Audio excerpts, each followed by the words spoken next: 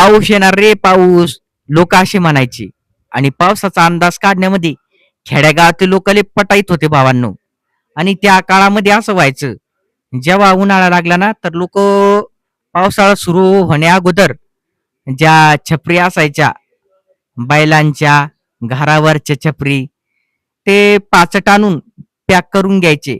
आणि भूस साठवण्यासाठी एक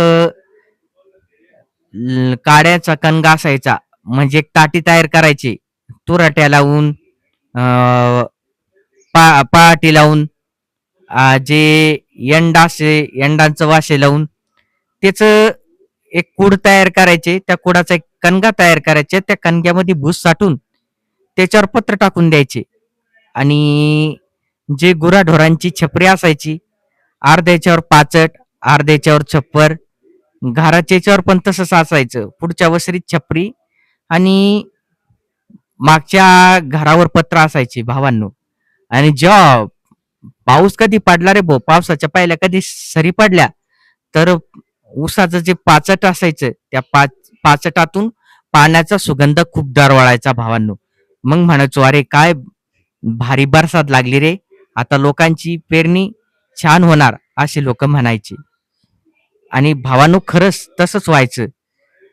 7 जून लागला, लोक 4-5 दिवस दम खायची, नंतर पेरणीला सुरुवात करायची.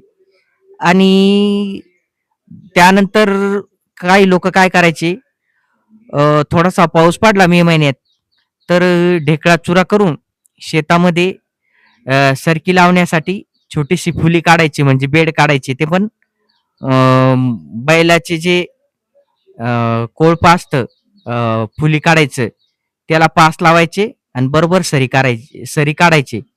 आणि सरीवरती समजा पाऊस पडला समजा चांगला, तर लोक पहिल्या दिवशी पाऊस पडणार, तर शेतकरी दुसऱ्या दिवशी पाऊस पडल्यावर शेतात सरकी लावायला जायचे.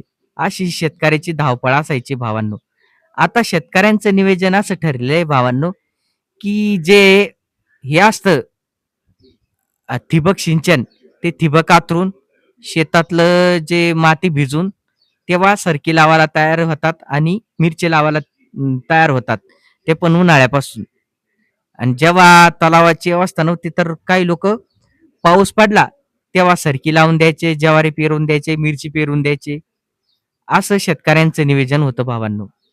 बघा मग, शेतकऱ्याचा पाऊस ओळखण्याचे अंदाज आणि त्याच्यावर अभ्यास एकदम भारी होता भावांनो. तुम्हाला